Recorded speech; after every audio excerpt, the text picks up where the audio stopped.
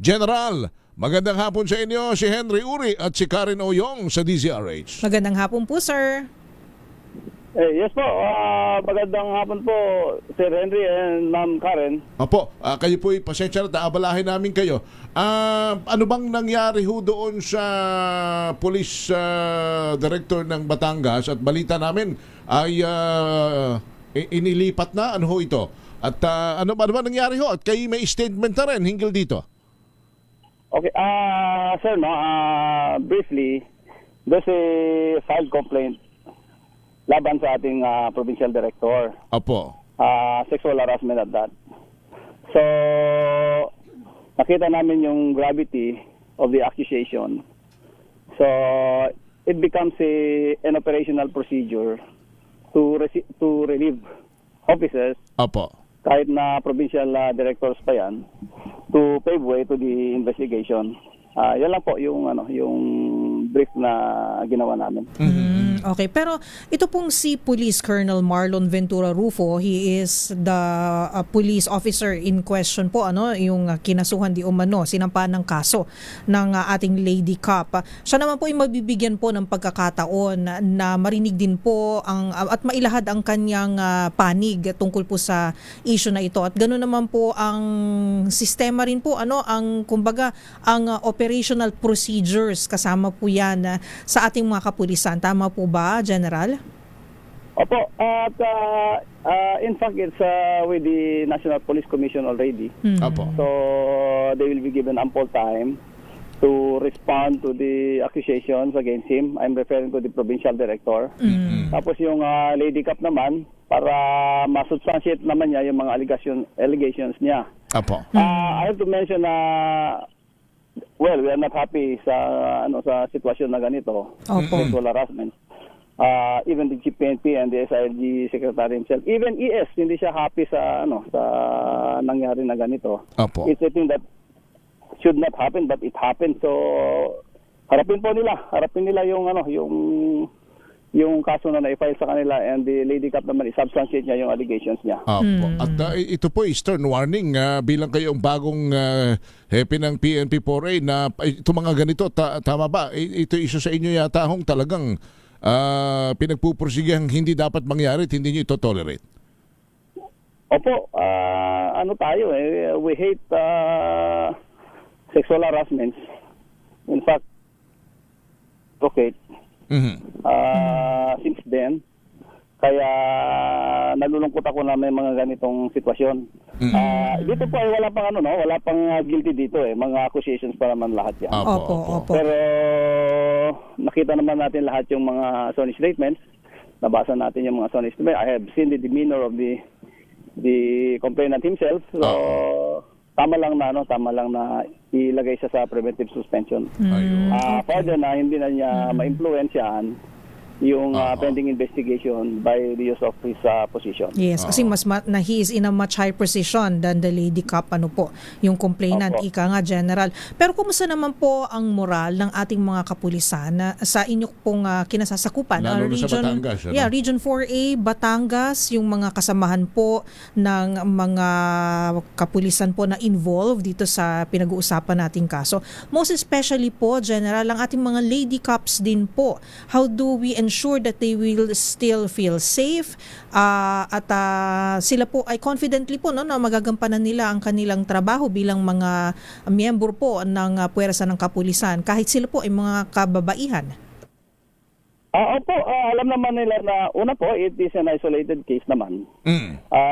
Nag-start yan sa text mo si Chief. It was text before the number of the Chief. At na-circulate. That was even before the Semana Santa. Now, asking about the morale of the policemen, particularly the police women dito sa Calabarzon. Opo. Masasabi kong high moral sila. In fact, nung Holy Week, we turn this into Holy Week. Ang average namin sa panghuhuli ng mga suspects in a week time, in 1 week, ay 150 to 160. Huli, hinuhuli. Huli ang PRO Calabarzon ng 339 po na suspects. So more than double the performance, the usual performance. So makita natin doon na high moral pa rin sila despite the issues like that. Opo, Holy Week. So marami kayong nahuli. Holy Walang, Week sa Holy Week. Holy Week. Oo. Walang ligtas sa mga kriminal kahit mahal na araw. Pero, Jen, yung binabanggit ninyo na anong tawag roon, text mo si Chip, ano po ito? Dyan sa Region 4A, maiging gumagana po ito? Opo, there's a number na i-text mo at mababasa lahat ni Chief PNP yung mga complaint na yun. Ayun. Okay. Dun Centralized yung, din. yung issue. Opo. Pero samantalahin na rin namin, kasi maliban dyan sa mga isyong kinakaharap po at ito na may nasa investigasyon ng ng Napolcom. Kumustahin namin ang sitwasyon ngayon ng Calabarzon? Generally ang peace and order, kumusta? Everything is under control naman po. Maganda yung like mo ako ng isang scenario, no. For the past month, we have listed 41 number of rape cases. Pero itong last week, nakapag-register na tayo ng 9. Mm-hmm. Of course, it's a rape case pa rin, but you see the significant number na being reduced from 41 to 9. Opo. So, tumatalab yung iniwan na sistema ni General Lucas na pinagpapatuloy ko naman po. Opo. Okay. Siguro, partner, idagdag na natin your campaign against illegal drugs. Go ahead, sir. That's the priority. It's a priority. In fact, may na-recover ang QPPO, Quezon Provincial Police Office. Opo. Na 3 kilos na cocaine lately. So hindi ko alam kung pumutok na diyan sa over the media, but Opo. suffice to say that there is such recovery now and there's an ongoing investigation. May patnanungan area. So itong cocaine na to, General, ano po bang impormasyon na inyong nakuha? Saan po ba ito galing? May malaking grupo ba o sindikato na involved? At bakit po napadaan dyan o nandyan po sa inyong rehiyon po, sir? So, hindi na ako makapagbigay ng detalye. Dapat hindi ko sinabi yung detalye. Pero natanong ho ninyo, nahuli din ninyo ako eh. There's an ongoing investigation dyan. Opo. So, expect for more information about that in the days to come. Okay. And then, siguro finally na lang po, ang gusto ko pong malaman din, given na napakaganda po ng mga numero na inyong naibahagi sa atin, very positive po yan na bumaba po yung mga bilang po ng mga nabanggit nyong rape cases. Tama po ba, General? So, how do we encourage naman po yung mga kababayan natin, mga communities po natin na huwag matakot na makipagtulungan sa puwersa ng kapulisan? Kasi hindi lang naman po, alam naman natin yan, hindi lang naman po responsibilidad ng PNP ang palaganapin ang kapayapaan at i-ensure ang seguridad po ng ating mga bayan. Pero at the same time, kailangan din po ng tulong ng pribadong sektor, ng ating mga local officials at syempre ng buong komunidad. So paano po nyo maengganyo ito at masisiguro po na ang tiwala ay nandyan pa rin po?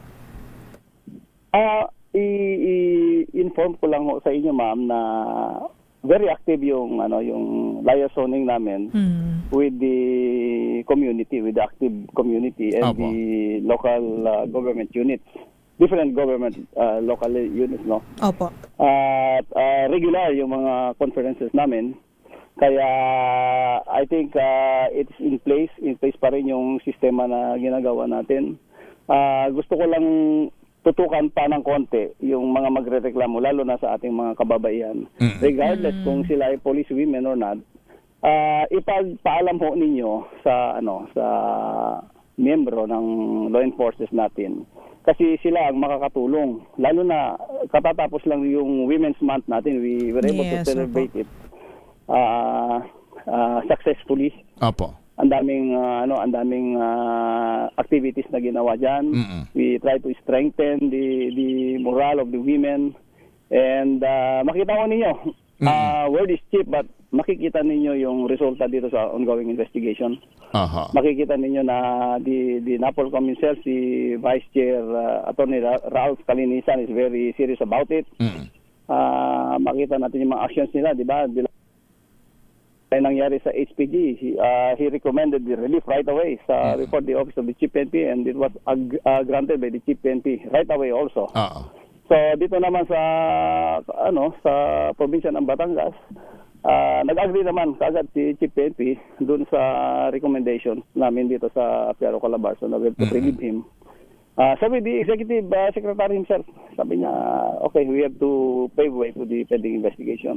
That's how serious we are and how supportive we are dito sa mga complaints na naipafile ho sa atin. Alright.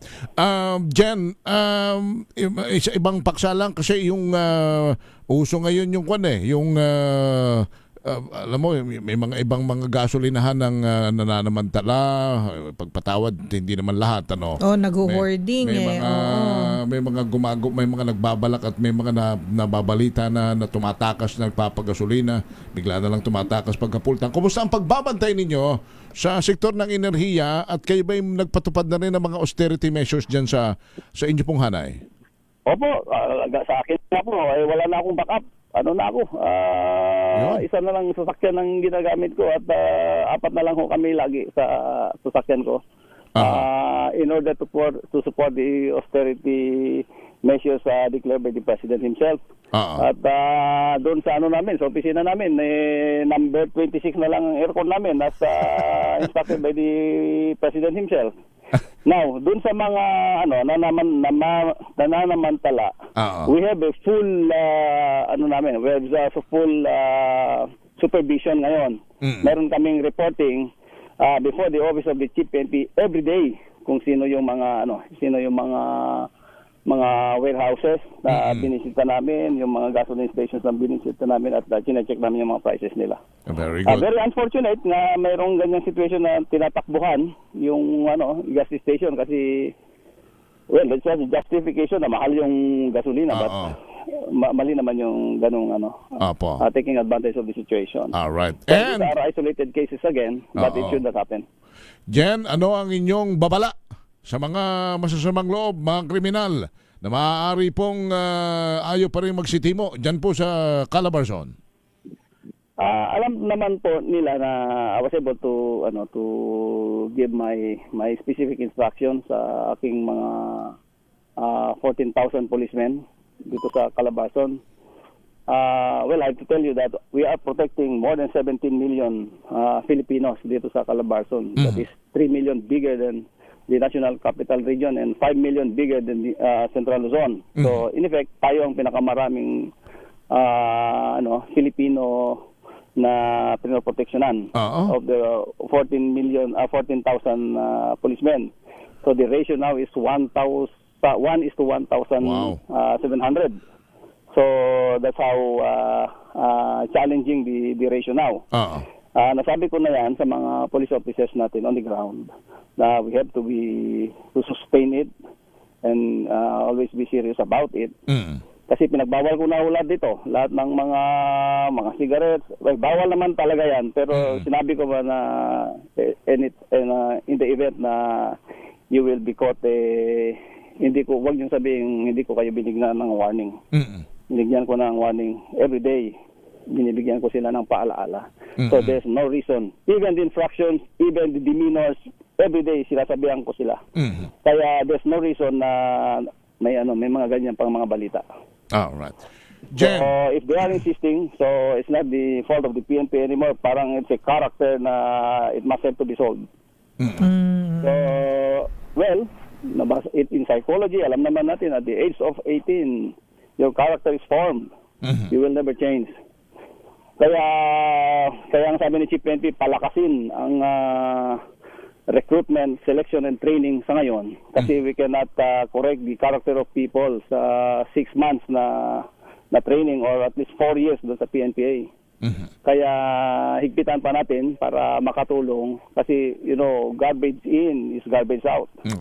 Kaya, here's the situation now. Proactive and reactive now ang ginagawa namin po dito sa Piaro Calabarzon. The people of Calabarzon is in good hands. Chief. Yes, sir, and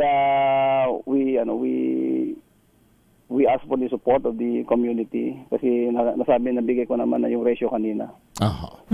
We need your help. Alright. Okay. and coupled with prayers po. Right. Thank you.